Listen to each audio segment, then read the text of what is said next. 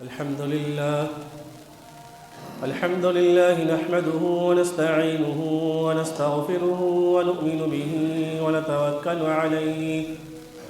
ونعوذ بالله من شرور أنفسنا ومن سيئات أعمالنا. من يهده الله فلا مضل له ومن يضلله فلا هادي له، ونشهد أن لا إله إلا الله وحده لا شريك له، ونشهد أن محمدًا عبده ورسوله. أعوذ بالله السميع العليم من الشيطان الرجيم. بسم الله الرحمن الرحيم. يا أيها الذين آمنوا اتقوا الله حق تقاته ولا تموتن إلا وأنتم مسلمون. يا أيها الناس اتقوا ربكم الذي خلقكم من نفس واحدة وخلق منها زوجها وبث منهما رجالا كثيرا ونساء، واتقوا الله الذي تساءلون به والأرحام، إن الله كان عليكم رقيبا. يا أيها الذين آمنوا اتقوا الله وقولوا قولا سديدا يصلح لكم أعمالكم ويغفر لكم ذنوبكم، ومن يطع الله ورسوله فقد فاز فوزا عظيما. أما بعد، فإن خير الحديث كتاب الله، وخير الهدي هدي محمد صلى الله عليه وسلم، وشر الأمور محدثاتها، وكل محدثة بدعة، وكل بدعة ضلالة، وكل ضلالة في النار. فأعوذ بالله السميع العليم من الشيطان الرجيم. بسم الله الرحمن الرحيم. قل هل ننبئكم بالأخسرين أعمالا الذين ضل سعيهم في الحياة الدنيا وهم يحسبون أنهم يحسنون صنعا. رب اشرح لي صدري ويسر لي أمري واحلل عقدة من لساني يفقهوا قولي. اللهم رب زدني علما. محترم بزرگوں، نوجوانوں، عزیز ماں بہنوں، تمام قسم کی تعریف، توصیف، کبریائی، بڑائی، بزرگی، برتری لائق و سزاوار ہے اللہ وحدہ لا شریک کے لیے، جو تنہا اس پوری کائنات کا حقیقی مربی اور پالنہار ہے۔ بیش بہا درود و سلام نازل ہوں انبیاء کرام پر، اور خصوصاً آخری نبی حضرت محمد مصطفیٰ صلی اللہ علیہ وسلم پر، جن کو اللہ رب العالمین نے ہمارے لیے اسوہ، آئیڈیل اور نمونہ بنایا۔ محترم سامعین، خطبہ مسنونہ کے بعد سورہ کہف کی آیت نمبر 103 اور 104 آپ لوگوں کے سامنے تلاوت کی گئی۔ ان آیات کے اندر اللہ رب العالمین کا ارشاد یوں ہوا: قل هل ننبئكم بالاخسرین اعمالا۔ اے نبی کریم صلی اللہ علیہ وسلم، آپ کہہ دیجئے، کیا میں تم لوگوں کو ایسے لوگوں کے اعمال کے بارے میں خبر نہ دے دوں جن کے اعمال ان کو کوئی بھی فائدہ نہیں پہنچائیں گے؟ الذین ضل سعیہم فی الحیاۃ الدنیا وہم یحسبون انہم یحسنون صنعا۔ ان کی دنیاوی زندگی کی کوشش، جتنے اعمال اس نے اس دنیاوی زندگی میں کیے ہیں،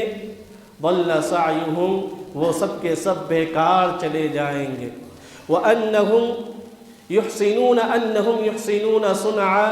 اور وہ لوگ یہ گمان کر رہے ہوں گے کہ ہم نے بہت اچھا عمل کیا ہے۔ اس آیت کے اندر اللہ رب العالمین نے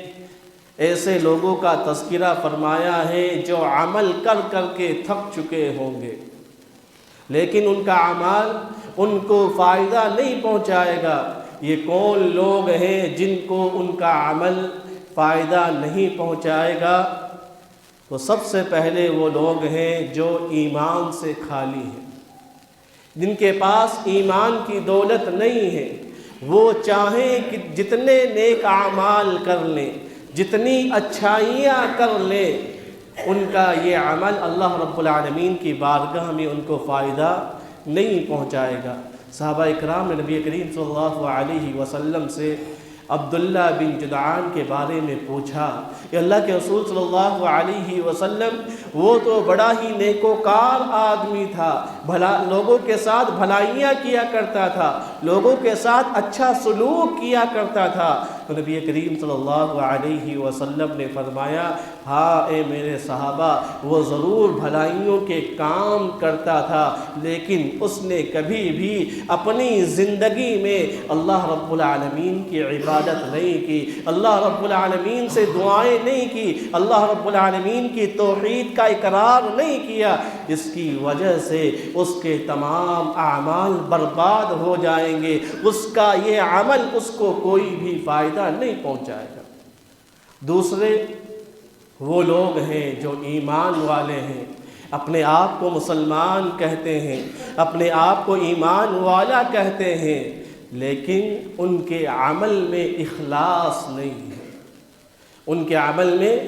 اخلاص نہیں ہے، للہیت نہیں ہے۔ وہ چاہیں جتنے عمل کر لیں، لوگوں کو دکھانے کے لیے عمل کرتے ہیں، لوگوں کی واہوائی لوٹنے کے لیے عمل کرتے ہیں، تو ان کا عمل بھی ان کو کوئی فائدہ نہیں پہنچائے گا۔ تیسرے وہ لوگ ہیں جو عمل تو کرتے ہیں، اب مسلمان ہیں، اپنے آپ کو ایمان والا کہتے ہیں، لیکن ان کا عمل نبی کریم صلی اللہ علیہ وسلم کی سنت کے مطابق نہیں ہے، بلکہ وہ اپنی خود ساختہ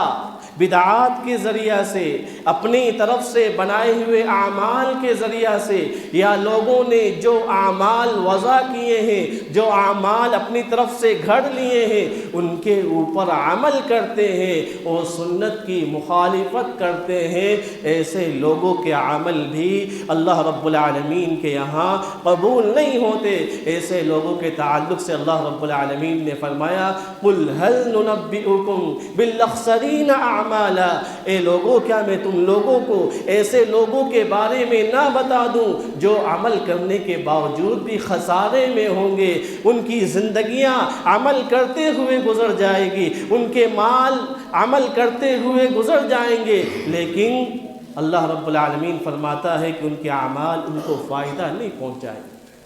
میں نے یہ تمہید اس لیے آپ لوگوں کے سامنے بیان فرمائی تاکہ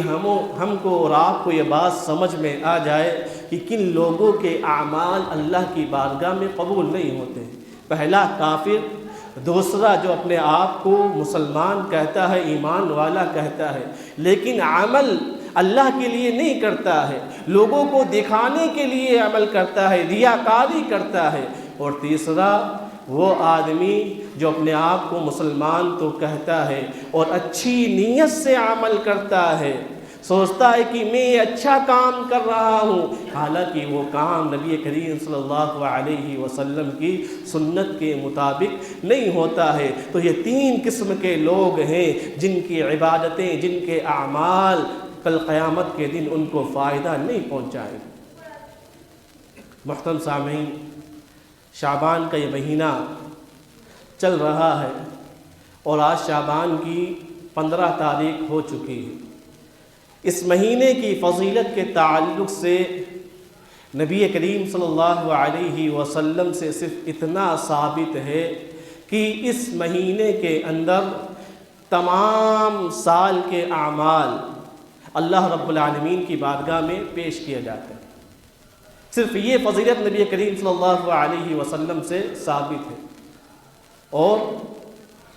یہ فضیلت تو ہر دن کو ثابت ہے۔ صبح و شام کے فرشتے اعمال لے کر اللہ رب العالمین کے پاس جاتے ہیں۔ ہفتے میں 2 دن اور ہیں، ان کو بھی یہ فضیلت حاصل ہے، پیر کا دن اور جمعرات کا دن، اس میں بھی اعمال اللہ رب العالمین کے یہاں ہفتے کے حاضر ہوتے ہیں، پیش کیے جاتے ہیں، اور سال بھر کے جو اعمال ہیں وہ اس مہینے میں پیش کیے جاتے ہیں۔ 15 تاریخ کا نبی کریم صلی اللہ علیہ وسلم نے کوئی تذکرہ نہیں فرمایا ہے، وہ 1 تاریخ بھی ہو سکتی ہے، 2 بھی ہو سکتی ہے، لہذا نبی کریم صلی اللہ علیہ وسلم سے اس مہینے کی فضیلت کے تعلق سے بس یہی بات ثابت ہے کہ اس میں سال بھر کے اعمال اللہ رب العالمین کے بارگاہ میں پیش کیے جاتے ہیں۔ اور نبی کریم صلی اللہ علیہ وسلم اس مہینے میں رمضان المبارک کے بعد سب سے زیادہ روزہ رکھتے تھے۔ اس مہینے میں رمضان مبارک کے بعد نفلی روزہ رکھنا نبی کریم صلی اللہ علیہ وسلم کو سب سے زیادہ محبوب تھا، اور نبی کریم صلی اللہ علیہ وسلم فرماتے ہیں میں اس لیے اس مہینے میں روزہ رکھتا ہوں کیونکہ اس مہینے میں اعمال اللہ رب العالمین کی بارگاہ میں پیش کیے جاتے ہیں۔ تو سب سے زیادہ روزہ رکھنے کی حکمت نبی کریم صلی اللہ علیہ وسلم نے بیان فرمائی کہ میں پسند کرتا ہوں کہ میرے اعمال اس حال میں پیش ہوں کہ میں روزے سے ہوں۔ تو نبی کریم صلی اللہ علیہ وسلم نے اس پورے مہینے کے روزے رکھے ہیں، لیکن آپ نے امت کو یہ تعلیم دی کہ وہ 15 شعبان کے بعد روزہ نہ رکھیں۔ اگر کوئی 1 تاریخ سے لے کر 15 تاریخ تک روزہ رکھتا ہے تو وہ اس فضیلت کو حاصل کر سکتا ہے، لیکن صرف 15 شعبان کو روزہ رکھنا یہ نبی کریم صلی اللہ علیہ وسلم کی سنت نہیں ہے، اور نبی کریم صلی اللہ علیہ وسلم نے امت کو منع فرمایا کہ 15 کے بعد روزہ نہیں رکھنا ہے۔ کچھ لوگ سلامی کے روزے رکھتے ہیں، کچھ لوگ سلامی کے روزے رکھتے ہیں، رمضان سے 1-2 دن پہلے روزے رکھتے ہیں تاکہ رمضان کا استقبال کیا جا سکے۔ نبی کریم صلی اللہ علیہ وسلم نے اس سے بھی منع فرما دیا کہ رمضان کے استقبال میں روزہ نہیں رکھنا ہے، بلکہ جب رمضان کا مہینہ شروع ہو جائے تو تم روزہ رکھو۔ تو ہمیں اور آپ کو یہ بات معلوم چلی کہ 15 شعبان کے روزے کے تعلق سے نبی کریم صلی اللہ علیہ وسلم سے کوئی صحیح حدیث ثابت نہیں ہے۔ جو احادیث شعبان کی 15 تاریخ کی رات کے سلسلے میں بیان کی جاتی ہیں سب کی سب ضعیف اور من گھڑت اور موضوع روایتیں ہیں جن کا شریعت اسلام میں کوئی اعتبار نہیں ہے، لہذا ہمیں انہی چیزوں کو فالو کرنا ہے جو نبی کریم صلی اللہ علیہ وسلم نے ہمیں اور آپ کو دیا ہے۔ وَمَا آتَاكُمُ الرَّسُولُ فَخُذُوهُ وَمَا نَهَاكُمْ عَنْهُ فَانْتَهُوا، جو رسول تمہیں دے اسے لے لو، اسے اپنا لو، اس کے اوپر عمل کرو، اور جس چیز سے نبی منع فرما دے تم اس چیز سے رک جاؤ، اپنے آپ کو اس چیز سے روک لو۔ 15 شعبان کے تعلق سے ہمارے یہاں بڑی بڑی بدعات اور خرافات پائی جاتی ہیں۔ شب برات، بعض لوگ اس کو شب برات بھی بولتے ہیں۔ قرآن و سنت کے اندر شب برات نام کا کوئی لفظ نہیں، قرآن مجید کے اندر اور احادیث کے اندر شب برات نام کا کوئی لفظ نہیں ہے۔ شب یہ فارسی کا لفظ ہے جس کے معنی ہوتے ہیں رات کے، اور برات کے معنی ہوتے ہیں کسی سے لا تعلقی کا اظہار کرنا۔ انا بریء من، آپ اس گناہ میں ملوث ہو، میں اس سے بری ہوں، میں اس سے آزاد ہوں، آپ لوگوں کے ساتھ شریک نہیں ہوں، یعنی کسی سے خلاصی اختیار کر لینا، چھٹکارا پا لینا کہ میں ان لوگوں میں شامل نہیں ہوں۔ تو شب برات یہ لفظ کتاب و سنت کے اندر نہیں ملتا ہے۔ کتاب و سنت کے اندر رات کے لیے لیل کا لفظ آتا ہے، لیل کے معنی ہوتے ہیں رات، جیسا کہ لیلۃ القدر، اور لوگوں نے لیلۃ القدر کو 15 شعبان سے جوڑ دیا ہے۔ اِنَّا أَنزَلْنَاهُ فِي لَيْلَةٍ مُبَارَكَةٍ، اللہ رب العالمین نے سورہ دخان میں فرمایا کہ ہم نے اس قرآن کو لیلۃ المبارکہ میں نازل فرمایا، اور لوگ اس سے مراد کیا لیتے ہیں؟ 15 شعبان کی رات کو لیتے ہیں، حالانکہ یہ درست نہیں ہے۔ اللہ رب العالمین نے قرآن مجید کے اندر واضح فرما دیا، شہر رمضان الذی انزل فیہ القرآن ھدی للناس، کہ قرآن وہ کتاب ہے جو اللہ رب العالمین نے رمضان المبارک کے مہینے میں نازل فرمائی، اور لوگ اس آیت کی غلط تفسیر کرتے ہوئے لوگوں کو گمراہ کرتے ہیں کہ شعبان کی 15 تاریخ کو قرآن کا نزول ہوا، حالانکہ اللہ رب العالمین نے اپنے قرآن مجید میں واضح فرما دیا کہ قرآن کا نزول یہ رمضان کے مہینے میں ہوا، اِنَّا أَنزَلْنَاهُ فِي لَيْلَةِ الْقَدْرِ، اور ہم نے اس قرآن کو لیلۃ القدر میں نازل فرمایا۔ اور نبی کریم صلی اللہ علیہ وسلم فرماتے ہیں کہ تم لیلۃ القدر کو رمضان کے آخری عشرے میں تاک 5 راتوں کے اندر تلاش کرو۔ تو لہذا ہمیں اور آپ کو معلوم ہوا کہ اس رات کی کوئی حقیقت نہیں ہے۔ جو لوگ لیلۃ مبارکہ سے مراد 15ویں شعبان کو لیتے ہیں، وہ قرآن کی اس آیت کو جھٹلاتے ہیں، قرآن کی اس آیت کی غلط تفسیر کرتے ہیں اور اس آیت کا انکار کرتے ہیں جس کے اندر اللہ رب العالمین نے فرمایا کہ ہم نے اس کو رمضان المبارک کے اندر لیلۃ القدر میں نازل فرمایا، اور یہ لوگ کہتے ہیں کہ 15 شعبان کی رات کو اللہ رب العالمین نے قرآن کو نازل فرمایا۔ تو یہ قرآن کا انکار ہے، قرآن کی غلط تفسیر ہے جو ہمارے سامنے بھولے بھالے مسلمانوں کے سامنے پیش کی جاتی ہے۔ 15 شعبان کے تعلق سے ہمارے یہاں بہت ساری بدعات رواج پا چکی ہے۔ انہی میں سے لوگوں کا ایک عقیدہ یہ ہے کہ روحیں گھروں کے اندر آتی ہیں، مرحومین کی روحیں گھروں کے اندر آتی ہیں۔ جو اس دنیا سے چلا جاتا ہے اس کی روح لوٹ کر واپس نہیں آتی ہے، اس کی روح واپس لوٹ کر نہیں آتی ہے۔ اگر وہ نیک ہے تو اعلیٰ علیین میں اللہ رب العالمین ان کی روحوں کو رکھتا ہے، اور اگر وہ بدکار ہیں، برائیوں میں ملوث رہنے والے تھے، تو ان کی روحوں کو سجین کے اندر اللہ رب العالمین پہنچا دیتا ہے۔ اللہ رب العالمین سے جو شہید ہوتا ہے وہ مطالبہ کرتا ہے، اللہ رب العالمین ان سے پوچھتا ہے کیا تم کسی چیز کی حاجت اور چاہت رکھتے ہو؟ جو شہید ہو جاتا ہے اس کی فضیلت کتنی بڑی ہے کہ اللہ رب العالمین ان سے پوچھتا ہے کیا تمہیں کسی چیز کی خواہش اور چاہت ہے؟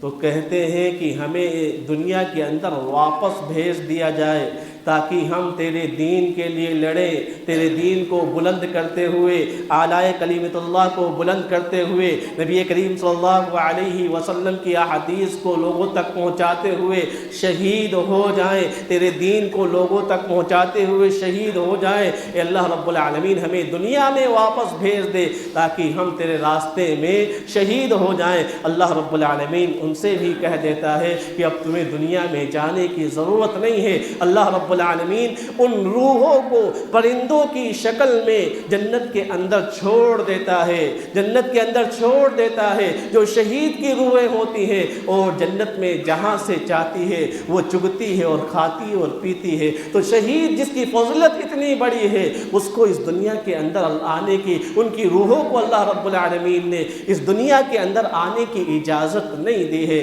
اور یہ لوگ عقیدہ گھڑے ہوئے ہیں کہ روحیں آتی ہیں، لوگ روحوں کو گھروں پہ بلاتے ہیں، ان کے لیے اچھے اچھے پکوان بناتے ہیں، وہ پکوان بناتے ہیں جو ان کو دنیا میں محبوب تھے، جو دنیا میں کھایا کرتے تھے، ان کی من پسند کی چیزیں 15 شعبان کو بنائی جاتی ہے اور ایک کونے میں رکھ دی جاتی ہے، اور یہ عقیدہ رکھا جاتا ہے کہ ہمارے بزرگوں کی مرحومین کی روحیں آتی ہیں اور اس میں سے تناول فرماتی ہے۔ گھر کے اندر انتظام کر کے خود کہاں چلے جاتے ہیں؟ قبرستان چلے جاتے ہیں۔ گھر کے اندر روحیں آتی ہیں اور یہ جناب قبرستان جاتے ہیں اور قبرستان کے اندر چراغاں کرتے ہیں، روشنیاں کرتے ہیں، فاتحہ پڑھتے ہیں، فاتحہ پڑھتے ہیں۔ نبی کریم صلی اللہ علیہ وسلم نے قبر کے اوپر چراغاں کرنے سے منع فرمایا ہے، قبروں کے اوپر بیٹھنے سے منع فرمایا ہے، قبروں کے اوپر اول فول چیزیں کرنے سے نبی کریم صلی اللہ علیہ وسلم نے منع فرمایا ہے۔ اور دلیل کیا دیتے ہیں کہ نبی کریم صلی اللہ علیہ وسلم بقیع کے میدان میں گئے اور آپ نے ان کے لیے دعا کی، تو کسی دن کو خاص کرنا یہ نبی کریم صلی اللہ علیہ وسلم سے ثابت نہیں ہے۔ آپ قبرستان جائیں اس مقصد کے لیے جائیں کہ اس کو دیکھ کر، قبروں کو دیکھ کر آپ کو اپنی قبر یاد آئے، آپ کو آخرت یاد آئے، آپ کو اپنے گناہ یاد آئے، آپ اپنے گناہ کو یاد کر کے شرمندہ ہو اور اللہ رب العالمین سے اپنے گناہوں کی معافی چاہیں۔ اگر آپ کا یہ مقصد ہے تو آپ کبھی بھی کسی بھی دن جا سکتے ہیں، لیکن 15 شعبان کو خاص کر لینا کہ اسی دن ہمیں قبرستان جانا ہے، وہاں لائٹنگ کرنی ہے، وہاں اگربتیاں لگانی ہے، تو ان چیزوں سے نبی کریم صلی اللہ علیہ وسلم نے منع فرمایا ہے، کیونکہ یہ یہود و نصارہ کے کام ہے، لہذا ایسے کاموں سے نبی کریم صلی اللہ علیہ وسلم نے منع فرمایا۔ ایک اور بدعت جو اس 15 شعبان کو کی جاتی ہے وہ ہے حلوہ پکانا۔ حلوہ پکایا جاتا ہے اور اس کو کھایا جاتا ہے، اور یہ دلیل دی جاتی ہے کہ نبی کریم صلی اللہ علیہ وسلم کے جب داغ شہید ہوئے تو آپ نے حلوہ کھایا تھا۔ آپ لوگوں کے ذہن میں یہ بات رہے کہ نبی کریم صلی اللہ علیہ وسلم کے دانت کب شہید ہوئے؟ 3 ہجری شوال کے مہینے میں جنگ احد میں نبی کریم صلی اللہ علیہ وسلم کے دانت شہید ہوئے، اور حدیث کی کتابوں میں یہ کہیں ثبوت نہیں ملتا ہے کہ نبی کریم صلی اللہ علیہ وسلم نے حلوہ کھایا ہو۔ اگر اس بات کو مان بھی لیا جائے کہ نبی کریم صلی اللہ علیہ وسلم نے حلوہ بنایا اور کھایا، آپ کے لیے حلوہ بنایا گیا اور آپ نے اس کو تناول فرمایا، تو یہ واقعہ شوال کے مہینے کا ہے، شعبان کے مہینے کا نہیں ہے۔ اور نبی کریم صلی اللہ علیہ وسلم نے جو حلوہ کھایا وہ آپ کے دانت ٹوٹنے کی وجہ سے آپ نے کھایا۔ اگر اس کو مان لیا جائے کہ آپ نے حلوہ کھایا تو آپ نے حلوہ کب کھایا؟ جب آپ کے دندان مبارک شہید ہو گئے، آپ کے دندان مبارک ٹوٹ گئے، اس وقت آپ نے حلوہ کھایا۔ لیکن یہاں تو کوئی دانت نہیں ٹوٹا، یہاں تو کسی کو کوئی تکلیف نہیں ہوئی، اور حلوہ گیٹے جا رہے ہیں، پیٹوں میں بھرے جا رہے ہیں، اور دلیل دیتے ہیں کہ اللہ کے رسول صلی اللہ علیہ وسلم کے دانت ٹوٹے تھے، اس لیے نبی کریم صلی اللہ علیہ وسلم نے حلوہ کھایا۔ آپ دانت توڑ کے پھر کھاؤ، سب سنت پہ عمل ہوگا۔ پہلی تو بات یہ کہ نبی کریم صلی اللہ علیہ وسلم نے اس تاریخ کو کوئی حلوہ کھایا ہی نہیں، لہذا ایسی بدعتیں کھانے کے لیے نبی کریم صلی اللہ علیہ وسلم کی طرف منسوب کر دی جاتی ہیں، اور لوگوں کو کتنی احادیث بتا دی جائے کہ سورہ فاتحہ کے بغیر نماز نہیں ہوتی ہے، سورہ فاتحہ کے بغیر نماز نہیں ہوتی ہے، اس کو ماننے کے لیے تیار نہیں ہوتے ہیں، لیکن حلوہ کھانے کے لیے جس کی کوئی دلیل نہیں ہے اور واقعہ شوال کے مہینے میں پیش آیا ہے، اس کو 15 شعبان سے جوڑ دیتے ہیں اور اپنے پیٹوں کو بھرے جا رہے ہیں، اور لوگوں کو گمراہی کے دہانے کی طرف گھسیٹتے جا رہے ہیں، گمراہی کی طرف لے جا رہے ہیں۔ حالانکہ 15 شعبان کے اندر نبی کریم صلی اللہ علیہ وسلم سے ایسی کوئی حلوہ کھانے کی سنت ثابت نہیں ہے۔ 15 شعبان جب آدمی بدعت کرتا ہے، بدعت کو رواج دیتا ہے، تو ایک نہ ایک دن یہ بدعت اس کو شرک تک پہنچا دیتی ہے، کیونکہ آدمی جب بدعت کرتا ہے تو اس وجہ سے کرتا ہے کیونکہ وہ اس کو اچھا سمجھتا ہے، نیکی کا کام سمجھتا ہے، اور اس کو توبہ کرنے کی توفیق نصیب نہیں ہوتی ہے۔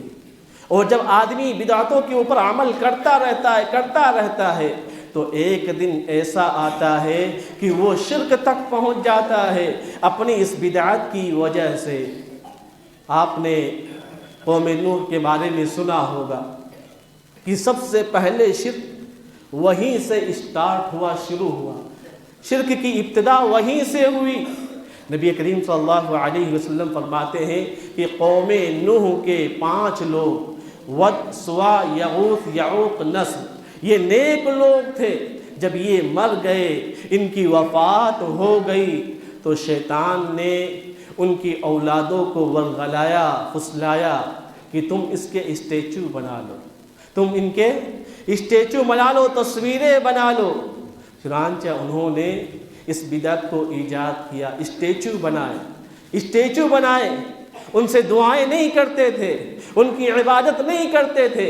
کس لیے اسٹیچو بنائے؟ تاکہ ان کو دیکھ کر ہمیں اللہ یاد آئے اور ہم اللہ کی عبادت اچھی طریقے سے کر سکیں۔ انہوں نے دین میں نئی چیز ایجاد کی، اسٹیچو بنائے، ان کی عبادت نہیں کرتے تھے۔ لیکن جب یہ نسل گزر گئی، دوسری نسل آئی،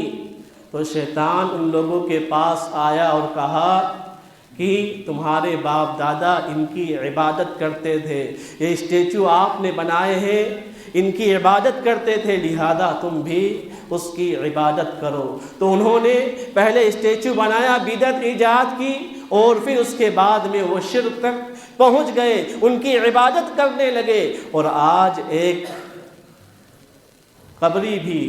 جو مزاری ہوتا ہے، مزار پہ جاتا ہے تو کہتا ہے کہ میں مزار پہ جا کے صرف اللہ سے دعائیں کرتا ہوں، ان سے کچھ نہیں مانگتا ہوں۔ ایک مرتبہ جاتا ہے، 2 مرتبہ جاتا ہے، پھر جاتے جاتے وہ اس قبر والے سے بھی مانگنے لگتا ہے۔ وہ بھی یہی کہتا ہے کہ میں قبر والے سے نہیں مانگتا ہوں، لیکن جب وہ جانا شروع کر دیتا ہے تو ایک نہ ایک دن ایسا آتا ہے کہ وہ بھی شرک کے اندر مبتلا ہو جاتا ہے۔ تو لہذا 15 شعبان کے تعلق سے جتنی بھی روایتیں ہیں وہ سب روایتیں موضوع، من گھڑت اور ضعیف ہیں، جس کا اسلام کے اندر کوئی اعتبار نہیں ہے۔ اور بدعتی لوگ عمل کر کر کے تھک جائیں، لیکن اللہ رب العالمین کی بارگاہ میں ان کے عمل قبول نہیں ہوں گے۔ نبی کریم صلی اللہ علیہ وسلم فرماتے ہیں کہ میں حوض کوثر کے اوپر ہوں گا، لوگ میرے پاس آئیں گے، میں لوگوں کو پانی پلا رہا ہوں گا، کچھ لوگوں کو فرشتے دور بھگائیں گے، میں پوچھوں گا اے فرشتوں یہ کون لوگ ہیں، تم ان کو دور کیوں بھگا رہے ہو؟ یہ تو میری امت لگ رہی ہے، یہ تو میری امت کے لوگ ہیں، ان کے اعضائے وضو چمک رہے ہیں، ان کے ہاتھ پاؤں چمک رہے ہیں۔ فرشتے کہیں گے اللہ کے رسول صلی اللہ علیہ وسلم ہاں یہ آپ کی امت کے لوگ ہیں، لیکن اے نبی کریم صلی اللہ علیہ وسلم آپ کو نہیں معلوم جب آپ اس دنیا سے چلے گئے تھے، آپ کی وفات ہو گئی تھی، تو یہ لوگ آپ کے دین میں نئی چیزیں ایجاد کر کے اس کے اوپر عمل کیا کرتے تھے، آپ کی حدیثوں کو چھوڑ دیا کرتے تھے، آپ کی سنتوں پر عمل نہیں کرتے تھے۔ تو نبی کریم صلی اللہ علیہ وسلم فرمائیں گے سحقاً سحقاً لمن غیر بعدی، ان لوگوں کے لیے دوری ہو، ایسے لوگوں کو مجھ سے دور کر دو جنہوں نے میرے بعد میرے دین کے اندر تبدیلی کر دی، میرے بعد اس دین کے اندر نئے کام ایجاد کر لیے، لہذا اس کو میری نظر سے دور کر دو۔ اور نبی کریم صلی اللہ علیہ وسلم نے فرمایا، صحابہ اکرام نے پوچھا اللہ کے رسول صلی اللہ علیہ وسلم جنت میں کون جائے؟ وما علیہ واصحابی، تو نبی کریم صلی اللہ علیہ وسلم نے فرمایا کہ وہ لوگ جائیں گے جس پر میں اور میرے صحابہ عمل کرتے ہیں۔ اور نبی کریم صلی اللہ علیہ وسلم کی ایک دوسری حدیث ہے، اس کے اندر نبی کریم صلی اللہ علیہ وسلم فرماتے ہیں کل امتی یدخلون الجنہ، کہ میری پوری کی پوری امت جنت کے اندر داخل ہوگی، الا من ابا، آپ نے فرمایا لیکن جو داخل ہونے سے منع کر دے، داخل ہونے سے انکار کر دے۔ صحابہ اکرام نے تعجب سے پوچھا کہ اللہ کے رسول صلی اللہ علیہ وسلم ایسا بدبخت کون ہے جو جنت میں داخل ہونے سے انکار کر دے؟ آدمی یہ چاہتا ہے کہ اس کو جنت کی نعمتیں ملے، لیکن ایسا بدبخت کون ہے جو جنت میں جانے سے انکار کر دے؟ آپ نے فرمایا من عطانی دخل الجنہ ومن عصانی فقد ابا، جو میری پیروی کرے گا، میرے طریقے کو اپنائے گا وہ جنت میں داخل ہوگا، ومن عصانی، اور جو میری نافرمانی کرے گا، میرے طریقے کو چھوڑ دے گا، میری سنت کی خلاف ورزی کرے گا، تو گویا اس نے جنت میں داخل ہونے سے انکار کر دیا۔ پورے خطبہ جمعہ کا خلاصہ یہ ہے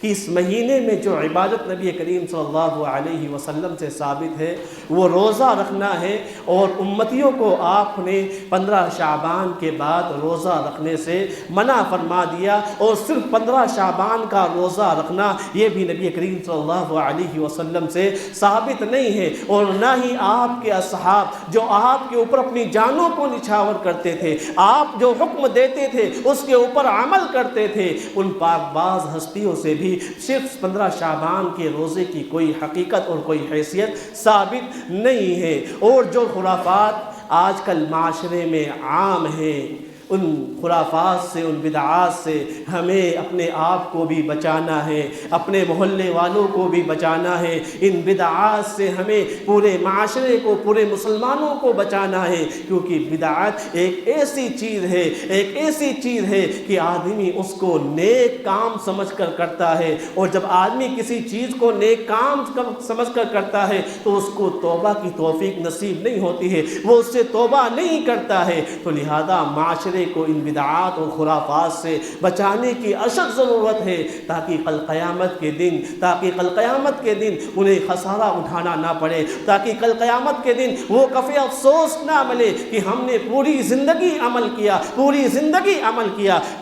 اور اللہ رب العالمین نے ان کو ذرات کی طرح اڑا دیا۔ جس طریقے سے ذرات ہوا کے اندر اڑتے ہیں، ان کی کوئی حیثیت نہیں ہوتی ہے، اسی طریقے سے بدعتیوں کے اعمال کو اللہ رب العالمین ذرات کی طرح اڑا دے گا۔ تو لہذا کہنے کا مطلب یہ ہے کہ ہمیں کتاب اللہ اور سنت رسول کو فالو کرنا چاہیے۔ ہمیں اللہ رب العالمین نے ہمارے لیے نبی کریم صلی اللہ علیہ وسلم کو اسوہ، آئیڈیل اور نمونہ بنایا، لیکن نبی کریم صلی اللہ علیہ وسلم کی نبوی زندگی، 23 سالہ زندگی، نبوت کا دور 23 سالہ دور، اس کے اندر 23 مرتبہ 15 شعبان کی رات آئی، لیکن آپ نے کبھی بھی اپنے گھر والوں کو نہیں جگایا، آپ نے کبھی بھی اس رات میں عبادت کرنے کا اپنے گھر والوں کو حکم نہیں دیا، لیکن جب رمضان مبارک کا مہینہ آتا تھا آپ خود جاگتے تھے، آپ اپنی بیویوں کو جگاتے تھے، اپنے اہل خانہ کو جاگنے کا حکم دیتے تھے، اور اس کے اندر عبادت کرنے کا حکم دیتے تھے۔ اگر کوئی عبادت اس رات میں ثابت ہوتی تو نبی کریم صلی اللہ علیہ وسلم، جنہوں نے ہمیں پیشاب اور پاخانے کے آداب بتائے، جنہوں نے ہمیں اٹھنے اور بیٹھنے کے آداب بتائے، رستے میں چلنے کے آداب بتائے، ایک دوسرے سے ملنے کے آداب بتائے، یہ تمام آداب نبی کریم صلی اللہ علیہ وسلم نے بتائے، لیکن کیا نبی کریم صلی اللہ علیہ وسلم نے ہمیں 15 شعبان کے تعلق سے کوئی بات وضاحت کیوں نہیں فرمائی؟ کیونکہ نبی کریم صلی اللہ علیہ وسلم نے، اللہ رب العالمین نے آپ کو نہیں بتایا، اس لیے اللہ کے رسول صلی اللہ علیہ وسلم نے ہمیں اور آپ کو اس کے تعلق سے کوئی تعلیم نہیں دی۔ لہذا نبی کریم صلی اللہ علیہ وسلم نے جتنی تعلیم ہمیں اور آپ کو دی ہے، اسی تعلیم کے اوپر عمل کرنے میں ہمارے لیے بھلائی ہے، ہمارے لیے اسی میں بھلائی ہے کہ اسی باتوں پر عمل کریں جو نبی کریم صلی اللہ علیہ وسلم نے ہم تک پہنچائی ہے، جس کی طرف نبی کریم صلی اللہ علیہ وسلم نے ہمیں رہنمائی کی ہے۔ ہم اللہ اس کے رسول سے آگے نہ بڑھیں۔ یا ایھا الذین آمنوا لا تقدموا بین یدی اللہ ورسولہ، اے لوگو اللہ اس کے رسول سے آگے نہ بڑھو، ورنہ تمہارے اعمال برباد ہو جائیں گے اور تمہیں شعور بھی نہیں ہوگا۔ کہنے کا مطلب یہ ہے کہ اللہ رب العالمین ہمیں کتاب و سنت کے اوپر عمل کرنے والا بنائے، اللہ رب العالمین ہمیں بدعتوں سے بچنے والا بنائے، اللہ رب العالمین ہمیں جو معاشرے کے اندر بدعات رائج ہیں ان کو ختم کرنے والا بنائے، اللہ رب العالمین ہمیں کتاب و سنت کی طرف رجوع کرنے والا بنائے، کیونکہ اختلاف اسی وقت ختم ہو سکتے ہیں جب ہم کتاب اللہ و سنت رسول صلی اللہ علیہ وسلم کی طرف رجوع کریں۔ اے اللہ رب العالمین ہم میں سے بہت سارے لوگ بیمار ہیں، اے اللہ رب العالمین تو ان کو شفائے کاملہ عاجلہ عطا فرما دے۔ اے اللہ رب العالمین ہم میں سے بہت سارے لوگ مقروض ہیں، قرض کے بوجھ تلے دبے ہوئے ہیں، اے اللہ رب العالمین تو ان کو ایسی روزیاں عطا فرما کہ وہ آسانی سے اپنے قرض کی ادائیگی کر سکے۔ اے اللہ رب العالمین ہم میں سے جو لوگ وفات پا چکے ہیں، اے اللہ رب العالمین تو ان کی قبروں کو نور سے بھر دے، اے اللہ رب العالمین تو ان کے گناہوں کو معاف فرما دے، اے اللہ رب العالمین تو ان کو جنت کے اندر اعلیٰ سے اعلیٰ مقام عطا فرمانا۔ اے اللہ رب العالمین جب تک تو ہمیں زندہ رکھنا، ایمان کے اوپر زندہ رکھنا، اور ہمارا خاتمہ ہو تو ایمان کے اوپر ہو۔ اقول قولی ھذا استغفر اللہ لی ولکم سائر المسلمین، آمین۔ تقبل یا رب العالمین۔